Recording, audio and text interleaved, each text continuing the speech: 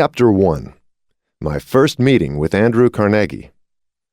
For more than a quarter of a century, my major purpose has been that of isolating and organizing into a philosophy of achievement the causes of both failure and success, with the object of being helpful to others who have neither the inclination nor the opportunity to engage in this form of research. My labor began in 1908 as the result of an interview that I had with the late Andrew Carnegie. I frankly told Mr. Carnegie that I wished to enter law school, and that I had conceived the idea of paying my way through school by interviewing successful men and women, finding out how they came by their success, and writing stories of my discoveries for magazines. At the end of our first visit, Mr. Carnegie asked whether or not I possessed enough courage to carry out a suggestion he wished to offer me. I replied that courage was about all I did have, and that I was prepared to do my best to carry out any suggestion he cared to offer. He then said, "Your idea of writing stories about men and women who are successful is commendable, as far as it goes, and I have no intention of trying to discourage you from carrying out your purpose.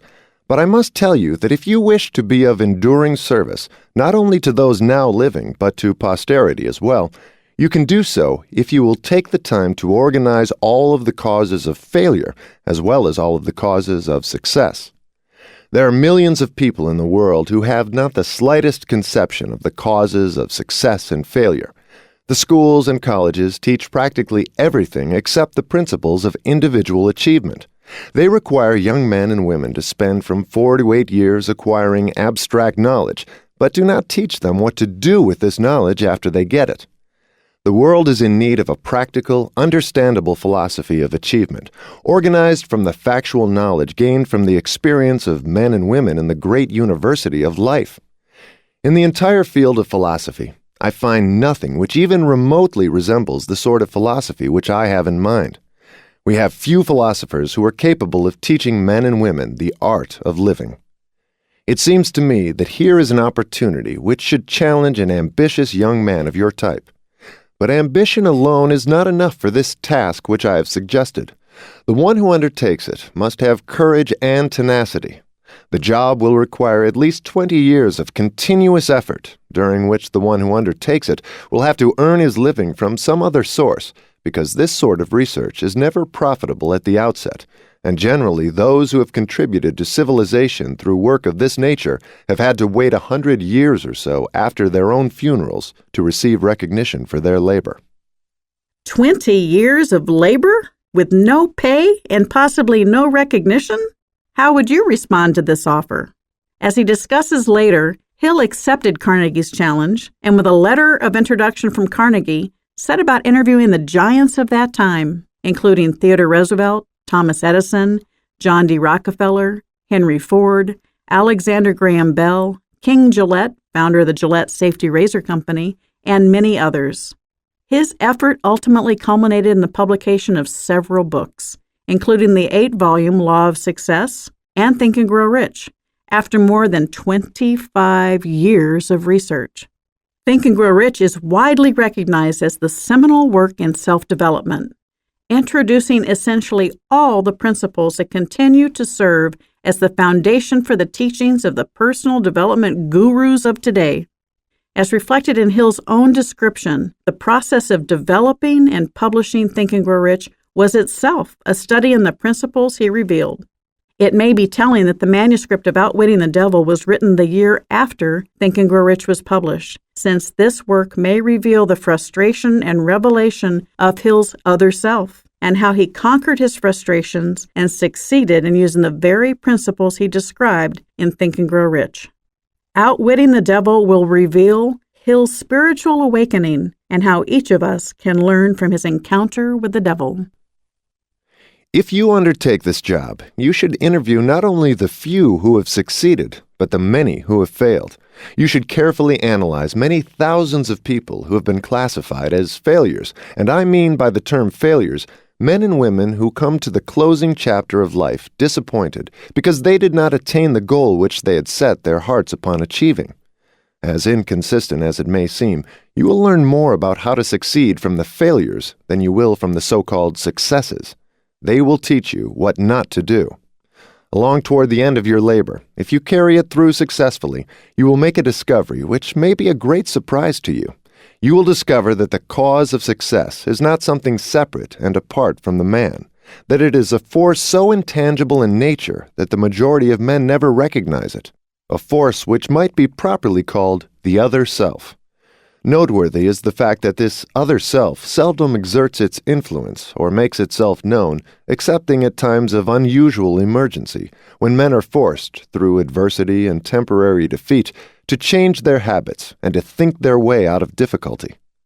My experience has taught me that a man is never quite so near success as when that which he calls failure has overtaken him, for it is on occasions of this sort that he is forced to think. If he thinks accurately, and with persistence, he discovers that so-called failure usually is nothing more than a signal to rearm himself with a new plan or purpose. Most real failures are due to limitations which men set up in their own minds. If they had the courage to go one step further, they would discover their error. Most real failures are due to limitations which men set up in their own minds. A negative mindset and self-doubt can be the primary obstacle to success.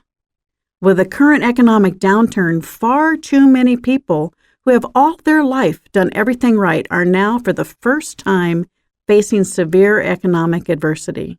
The greatest barrier to their recovery is their own fear and self-doubt instilled by their recent experience. Have you allowed the current economic downturn to overtake you? Have self-doubt and self-sabotage held you back from reaching your dreams? Are you your own worst enemy? In Think and Grow Rich, Hill told the story of R.U. Darby, a gold prospector. Frustrated when a rich vein of gold apparently ran out, Darby sold his gold claim for a pittance to the town junkman. The junkman brought in the right expert advisors and found that Darby would have rediscovered the vein had he moved his digging a mere 3 feet. Had Darby persevered, he would have made his fortune. But he gave up and abandoned his dreams when he was only 3 feet from gold. Rather than being crushed by his error, Darby learned from his experience and went on to build an insurance empire. Will you abandon your quest just before reaching great success, when you are only 3 feet from gold? You can listen to how many of today's icons persevered through difficult situations in the book 3 Feet from Gold. Begin life anew.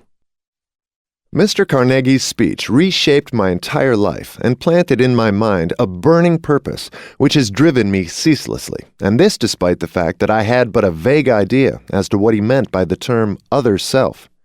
During my labor of research into the causes of failure and success, I have had the privilege of analyzing more than 25,000 men and women who were rated as failures, and over 500 who were classed as successful. Many years ago, I caught my first glimpse of that other self Mr. Carnegie had mentioned. The discovery came, as he said it would, as the result of 2 major turning points of my life, which constituted emergencies that forced me to think my way out of difficulties such as I had never before experienced. I wish it were possible to describe this discovery without the use of the personal pronoun, but this is impossible because it came through personal experiences from which it cannot be separated. To give you the complete picture, I shall have to go back to the first of these 2 major turning points and bring you up to the discovery, step by step.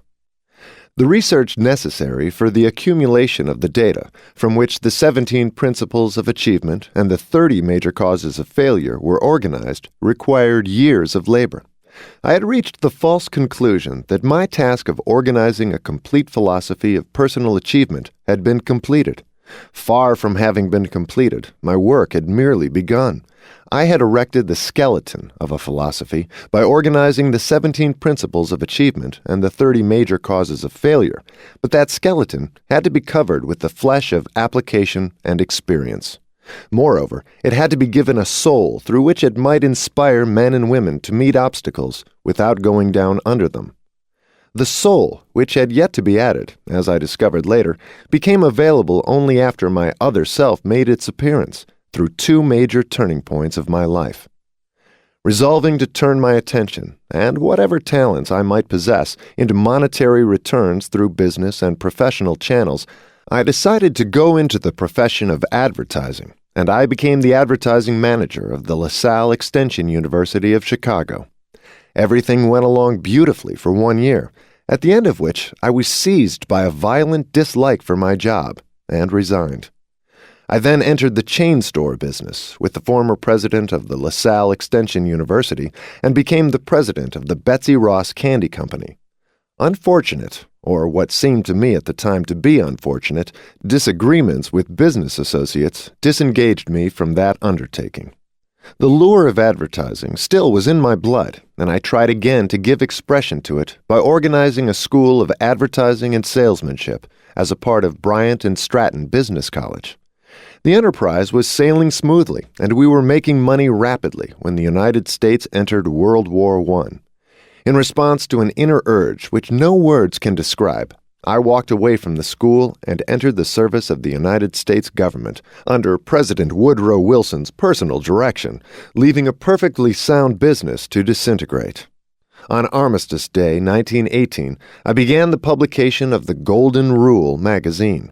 Despite the fact that I did not have a penny of capital, the magazine grew rapidly and soon gained a nationwide circulation of nearly 500,000, ending its first year's business with a profit of $3,156. Some years later, I learned from an experienced publisher that no man experienced in the publication and distribution of national magazines would think of starting such a magazine with less than $500,000 of capital. For a proper perspective, $3,156 in 1918 would represent $45,000 today based on the Consumer Price Index average for each year compiled by the U.S. Bureau of Labor Statistics, and $202,000 using the nominal GDP per capita tables. Not a bad profit for the first year in a magazine business, when 80 to 90% of new titles fail, and even the successful ones take 3 to 5 years to become profitable. The Golden Rule magazine and I were destined to part company. The more we succeeded, the more discontented I became, until finally, due to an accumulation of petty annoyances caused by business associates, I made them a present of the magazine and stepped out. Through that move, perhaps, I tossed a small fortune over my shoulder. This was only the beginning of Hill's love for magazines. The Golden Rule was followed by his publication of the Napoleon Hill magazine. Later in life, he became the editor of Success, a magazine that is still published today. Next, I organized a training school for salesmen. My first assignment was to train a sales army of 3,000 people for a chain store company, for which I received $10 for each salesman who went through my classes.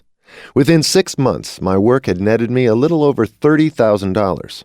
Success, as far as money was concerned, was crowning my efforts with abundance. Again, I became fidgety inside. I was not happy. It became more obvious every day that no amount of money would ever make me happy. Without the slightest reasonable excuse for my actions, I stepped out and gave up a business from which I might easily have earned a healthy salary. My friends and business associates thought I was crazy, and they were not backward about saying so.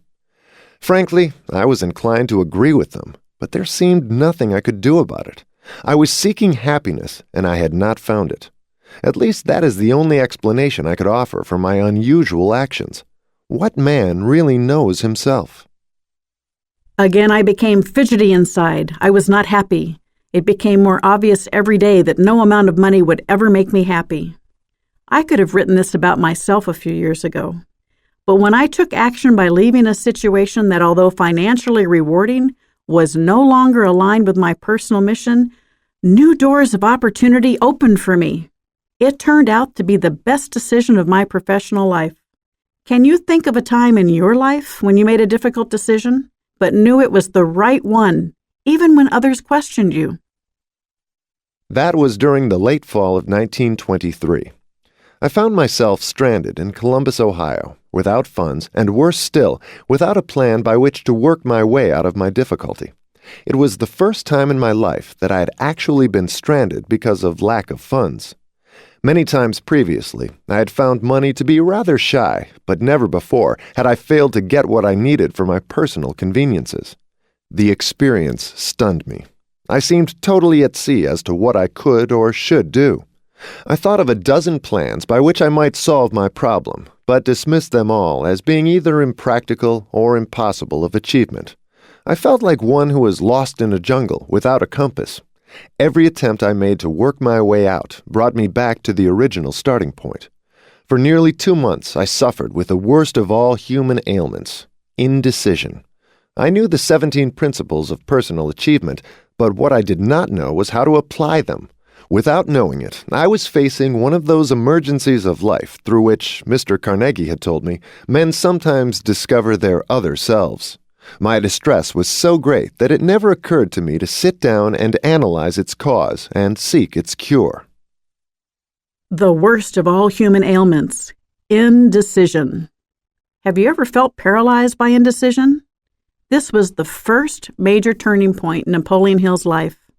His moving from job to job, seeking contentment in his own ideal professional life, sounds like many people today, people who are seeking contentment in their jobs and lives. Hill's predicament was, by his own admission, self-inflicted.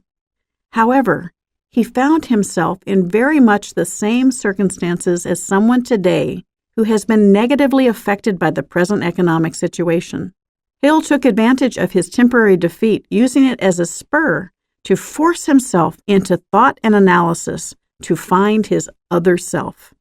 If you have been dealt a blow by economic circumstances, you too can use it as a lever and motivation to find your other self. Defeat is converted into victory. One afternoon, I reached a decision through which I found the way out of my difficulty. I had a feeling that I wanted to get out into the open spaces of the country, where I could get a breath of fresh air and think. I began to walk, and had gone 7 or 8 miles when I felt myself brought suddenly to a standstill. For several minutes I stood there, as if I had been glued to my tracks. Everything around me went dark. I could hear the loud sound of some form of energy which was vibrating at a very high rate. Then my nerves became quiet, my muscles relaxed, and a great calmness came over me. The atmosphere began to clear, and as it did so, I received a command from within which came in the form of a thought, as near as I can describe it. The command was so clear and distinct that I could not misunderstand it. In substance, it said, "The time has come for you to complete the philosophy of achievement which you began at Carnegie's suggestion. Go back home at once and begin transferring the data you have gathered from your own mind to written manuscripts." My other self had awakened. For a few minutes, I was frightened. The experience was unlike any I had ever undergone before. I turned and walked rapidly until I reached home. As I approached the house, I saw my 3 little boys looking out of a window of our house at our neighbor's children, who were dressing a Christmas tree in the house next door. Then I recalled that it was Christmas Eve. Moreover, I recalled, with a feeling of deep distress such as I had never known before, that there would be no Christmas tree at our house. The look of disappointment on the faces of my children reminded me painfully of that fact. I went into the house, sat down at my typewriter, and began at once to reduce to writing the discoveries I had made concerning the causes of success and failure. As I placed the first sheet of paper in the typewriter, I was interrupted by that same strange feeling which had come over me out in the country a few hours before, and this thought flashed into my mind. Your mission in life is to complete the world's first philosophy of individual achievement. You have been trying in vain to escape your task, each effort having brought you failure. You are seeking happiness. Learn this lesson once and forever, that you will find happiness only by helping others to find it. You have been a stubborn student. You had to be cured of your stubbornness through disappointment. Within a few years from now, the whole world will start through an experience which will place millions of people in need of the philosophy which you have been directed to complete. Your big opportunity to find happiness by rendering useful service will have come. Go to work, and do not stop until you have completed and published the manuscripts which you have begun. I was conscious of having arrived at last at the end of life's rainbow, and I was happy. doubt makes its appearance. The spell, if the experience may be called so, passed away. I began to write. Shortly thereafter, my reason suggested to me that I was embarking upon a fool's mission. The idea of a man who was down and almost out, presuming to write a philosophy of personal achievement, seemed so ludicrous that I laughed hilariously, perhaps scornfully. I squirmed in my chair, ran my fingers through my hair, and tried to create an alibi that would justify me, in my own mind, in taking the sheet of paper out of my typewriter before I had really begun to write. But the urge to continue was stronger than the desire to quit. I became reconciled to my task and went ahead. The urge to continue was stronger than the desire to quit. Remember that time when you wanted to quit, but something drove you to keep going? It may have been your other self. Looking backward now, in the light of all that has happened, I can see that those minor experiences of adversity through which I had passed were among the most fortunate and profitable of all of my experiences. They were blessings in disguise because they forced me to continue a work which finally brought me an opportunity to make myself more useful to the world than I might have been had I succeeded in any previous plan or purpose. For almost 3 months, I worked on those manuscripts, completing them during the early part of 1924. As soon as they had been completed, I felt myself again being lured by the desire to get back into the great American game of business. Succumbing to the lure, I purchased the Metropolitan Business College in Cleveland, Ohio, and began to lay plans for increasing its capacity. By the end of 1924, we had developed and expanded by adding new courses until we were doing a business nearly double the best previous record the school had ever known. Again, the germ of discontentment began to make itself felt in my blood. Again, I knew that I could not find happiness in that sort of endeavor. I turned the business over to my associates and went on the lecture platform, lecturing on the philosophy of achievement, to the organization of which I had devoted so many of my previous years. One night I was booked to lecture in Canton, Ohio. Fate, or whatever it is that seems to sometimes shape the destiny of men, no matter how hard they may try to battle against it, again stepped into the picture and brought me face to face with a painful experience. In my Canton audience sat Don R. Mellett, publisher of the Canton Daily News. Mr. Mellett became so thoroughly interested in the philosophy of individual achievement on which I lectured that night that he invited me to come to see him the following day. That visit resulted in a partnership agreement which was to have taken place on the 1st of the following January, when Mr. Mellett planned to resign as publisher of the Daily News to take charge of the business and publishing of the philosophy on which I had been working. However, in July 1926, Mr. Mellett was murdered by Pat McDermott, an underworld character, and a Canton, Ohio policeman, both of whom were sentenced to life imprisonment. He was murdered because he was exposing in his newspaper a hookup between the bootleggers and certain members of the Canton police force. The crime was one of the most shocking that the Prohibition era produced. The July 1926 murder of crusading journalist Donald Ring Mellett, the editor of the Canton, Ohio Daily News, was one of the most publicized crimes in the 1920s. In 1925, Mellett had discovered widespread corruption within the Canton police force and embarked on an anti-vice, anti-corruption editorial campaign, targeting, among others, the Canton police chief. Hill was reported to have asked Ohio's governor to initiate an investigation of the corruption, a detail not reflected in Hill's account. Local underworld figures and at least one Canton police officer hired Patrick McDermott, an ex-con from Pennsylvania, to silence Mellett. Mellett was gunned down outside his home.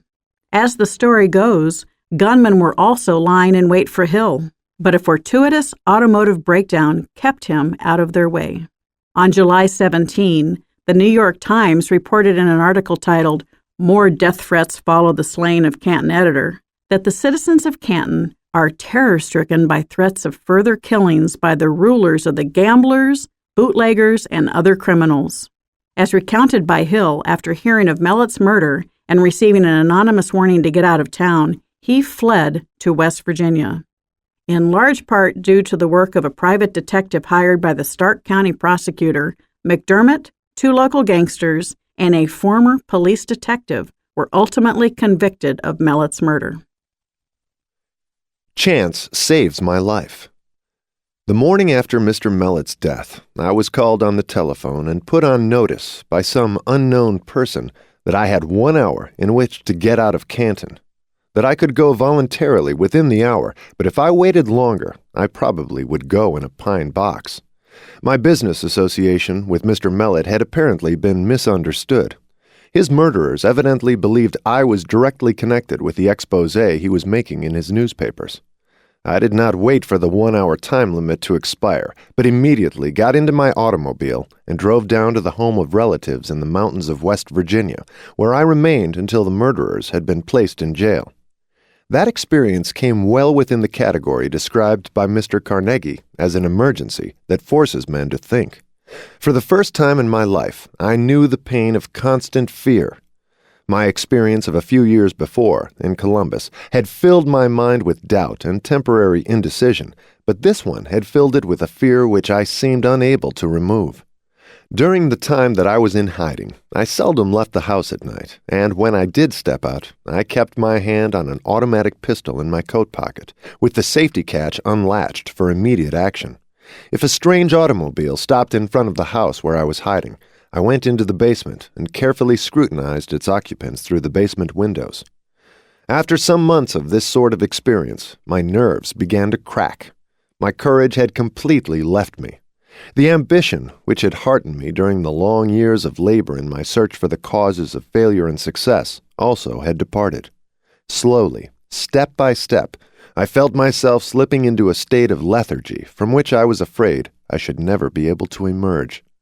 The feeling must have been closely akin to that experienced by one who suddenly steps into quicksand and realizes that every effort to extricate himself carries him just so much deeper. Fear is a self-generating morass. If the seed of insanity had been in my makeup, surely it would have germinated during those months of living death. Foolish indecision, irresolute dreams, doubt, and fear were my mind's concern day and night. The emergency I faced was disastrous in two ways. First, the very nature of it kept me in a constant state of indecision and fear. Secondly, the forced concealment kept me in idleness with its attendant heaviness of time, which I naturally devoted to worry. My reasoning faculty had almost been paralyzed. I realized that I had to work myself out of this state of mind. But how? The resourcefulness which had helped me to meet all previous emergencies seemed to have completely taken wing, leaving me helpless. Out of my difficulties, which were burdensome enough up to this point, grew another, which seemed more painful than all the others combined. It was the realization that I had spent the better portion of my past years in chasing a rainbow, searching hither and yon for the causes of success, and finding myself now more helpless than any of the 25,000 people whom I had judged as being failures. This thought was almost maddening.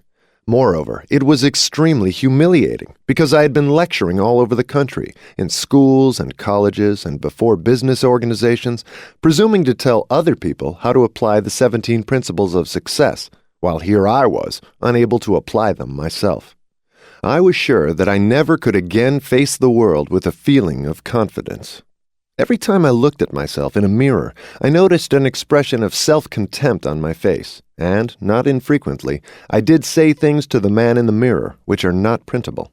I had begun to place myself in the category of charlatans who offer others a remedy for failure which they themselves cannot successfully apply. The criminals who had murdered Mr. Mellett had been tried and sent to the penitentiary for life. Therefore, it was perfectly safe, as far as they were concerned, for me to come out of hiding and again take up my work. I could not come out, however, because now I faced circumstances more frightful than the criminals who had sent me into hiding. The experience had destroyed whatever initiative I had possessed. I felt myself in the clutches of some depressing influence which seemed like a nightmare. I was alive. I could move around, but I could not think of a single move by which I might continue to seek the goal which I had, at Mr. Carnegie's suggestion, set for myself. I was rapidly becoming indifferent, not only toward myself, but worse still, I was becoming grouchy and irritable toward those who had given me shelter during my emergency. I faced the greatest emergency of my life. Unless you have gone through a similar experience, you cannot possibly know how I felt. Such experiences cannot be described.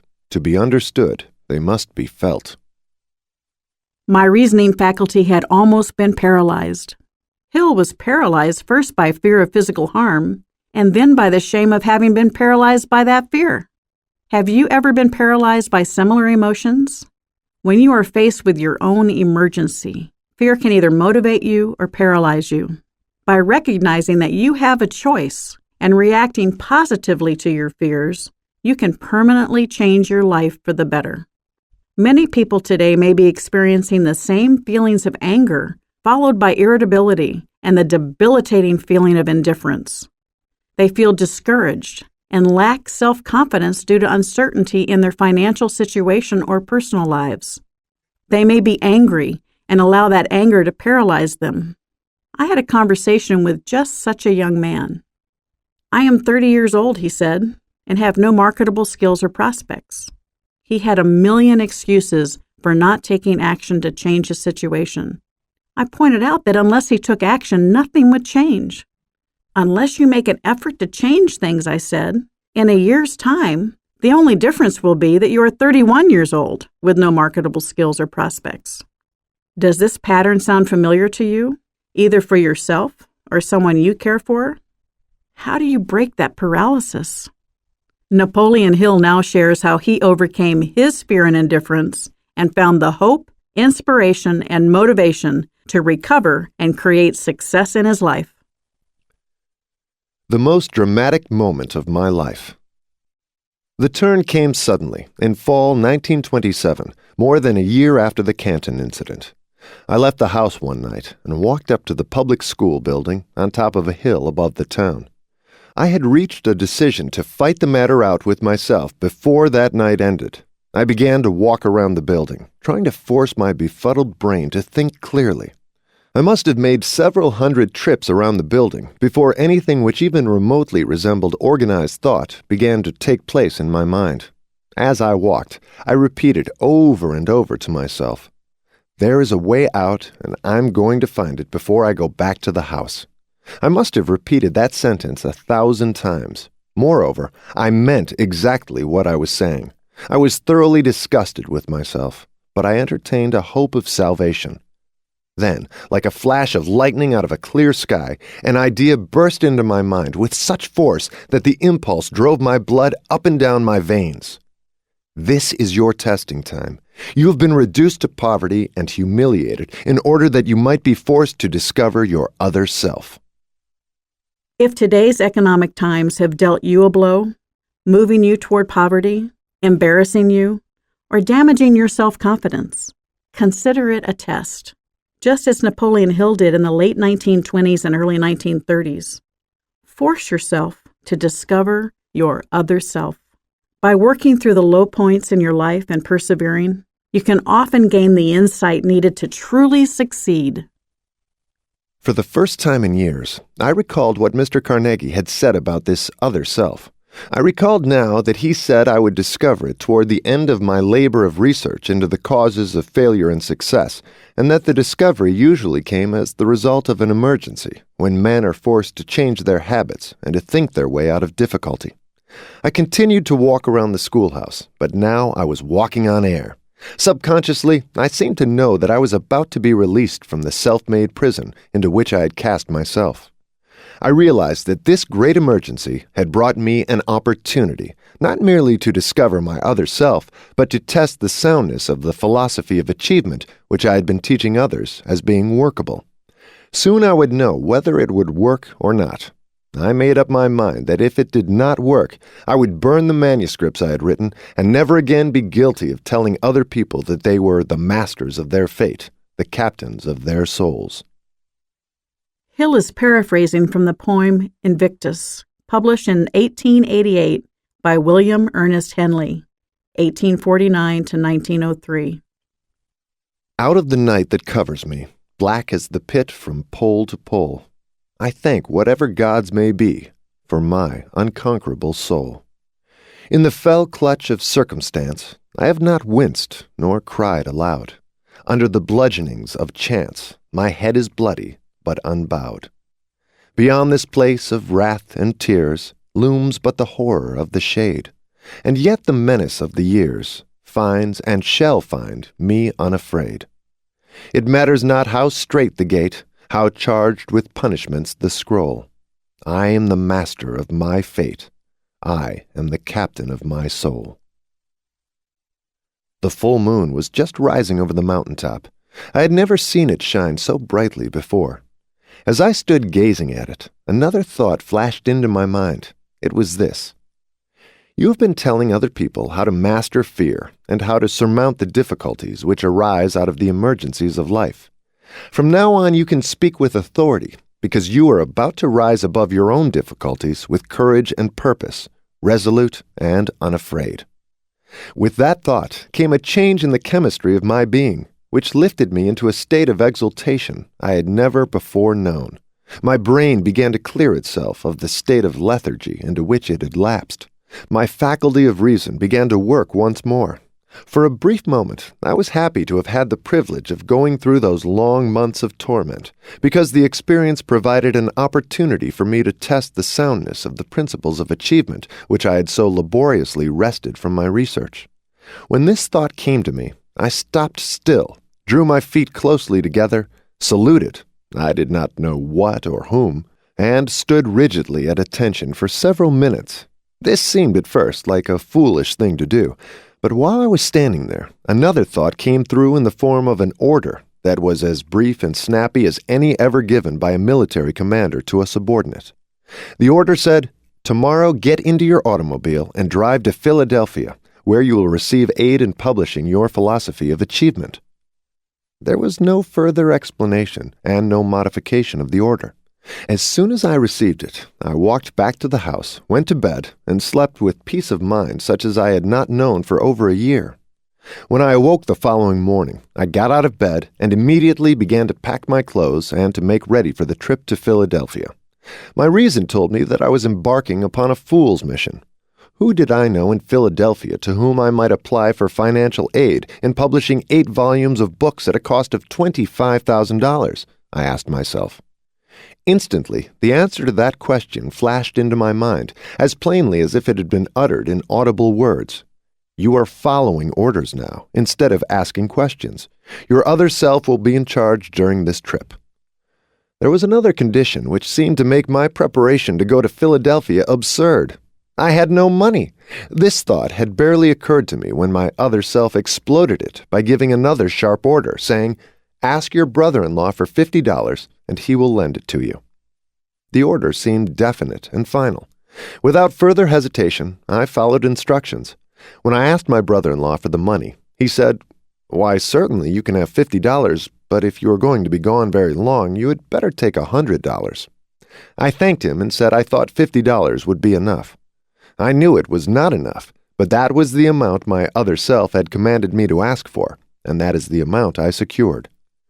I was greatly relieved when I found that my brother-in-law was not going to ask me why I was going to Philadelphia. If he had known all that had taken place in my mind during the previous night, he perhaps would have thought I should go to a psychiatric hospital for treatment instead of going to Philadelphia on a wild goose chase. My other self takes command. I left with my head telling me I was a fool, and my other self commanding me to ignore the challenge and carry out my instructions. I drove all night, arriving in Philadelphia early the next morning. My first thought was to look up a modestly priced boarding house where I could rent a room for about $1 a day. Here again, my other self took charge and gave the command to register at the most exclusive hotel in the city.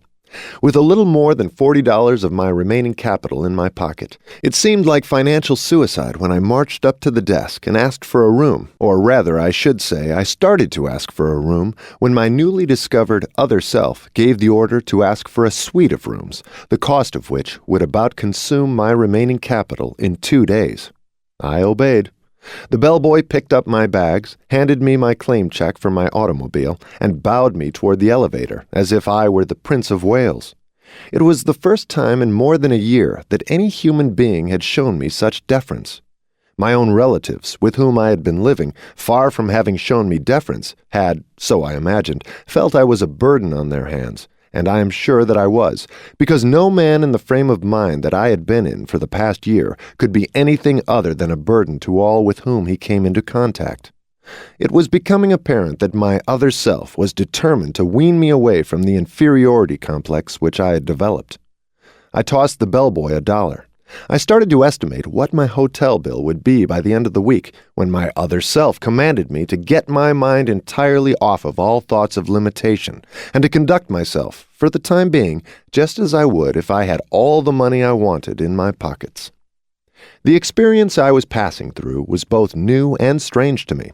I had never posed as being anything other than what I believed myself to be.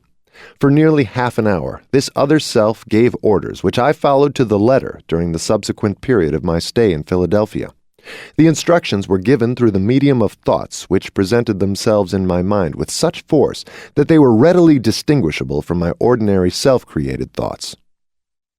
Hill took on the persona of the wealthy man he wanted to be. We strongly agree that to be wealthy, you need to think wealthy. It is also important to be in the right environment. Don Green, CEO of the Napoleon Hill Foundation, once told me, "I first bought my good suits from Sobel's, a custom clothing store, where Eastman Kodak executives shopped. The owner had a sign behind the register that said, 'If you want to be a success, you must first dress the part.' However, we recommend moderation in trying to emulate Mr. Hill in spending money that he did not have." I received strange orders from a strange source. My instructions began in this fashion. You are now completely in charge of your other self. You are entitled to know that two entities occupy your body, as in fact two similar entities occupy the body of each living person on earth. One of these entities is motivated by and responds to the impulse of fear. The other is motivated by and responds to the impulse of faith. For more than a year, you have been driven, like a slave, by the fear entity. Night before last, the faith entity gained control over your physical body, and you are now motivated by that entity. For the sake of convenience, you may call this faith entity your other self. It knows no limitations, has no fears, and recognizes no such word as impossible. You are directed to select this environment of luxury in a good hotel as a means of discouraging the return to power of the fear entity. That fear-motivated old self is not dead. It has merely been dethroned. And it will follow you around wherever you go, awaiting a favorable opportunity to step in and take charge of you again. It can gain control of you only through your thoughts. Remember this, and keep the doors to your mind tightly closed against all thoughts which seek to limit you in any manner whatsoever, and you will be safe. Do not permit yourself to worry about the money you will need for your immediate expenses. That will come to you by the time you must have it. Now, let us get down to business. First of all, you should know that the faith entity now in charge of your body performs no miracles, nor does it work in opposition to any of nature's laws. As long as it is in charge of your body, it will guide you when you call on it, through impulses of thought which it will place in your mind in carrying out your plans through the most logical and convenient natural media available. Above everything else, get this fact clearly fixed in your mind, that your other self will not do your work for you. It will only guide you intelligently in achieving for yourself the objects of your desires. Will you be guided by faith, or will you allow fear to overtake you? This other self will aid you in translating your plans into reality. Moreover, you should know that it begins always with your major or most pronounced desire. At this time, your major desire, the one which brought you here, is to publish and distribute the results of your research into the causes of success and failure. You estimate that you will need approximately $25,000. Among your acquaintances, there is a man who will supply you with this needed capital. Begin at once to call into your mind the names of all persons of your acquaintance whom you have reason to believe might be induced to furnish the financial aid you require. When the name of the logical person comes into your mind, you will recognize it immediately. Communicate with that person, and the aid you seek will be given. In your approach, however, present your request in terminology such as you would use in the usual course of business transactions. Make no reference whatsoever to this introduction you have had to your other self. If you violate these instructions, you will meet with temporary defeat. Your other self will remain in charge and continue to direct you as long as you rely upon it. Keep doubt and fear and worry and all thoughts of limitation entirely out of your mind. That will be all for the present. You will now begin to move of your own free will, precisely as you did before you discovered your other self. Physically, you are the same as you have always been. Therefore, no one will recognize that any change has taken place in you. I looked around the room, blinked my eyes, and to make sure that I was not dreaming, I got up and walked over to a mirror and looked at myself closely. The expression on my face had changed from one of doubt to one of courage and faith. There was no longer any doubt in my mind that my physical body was in charge of an influence far different from the one which had been dethroned 2 nights before as I walked around that schoolhouse in West Virginia.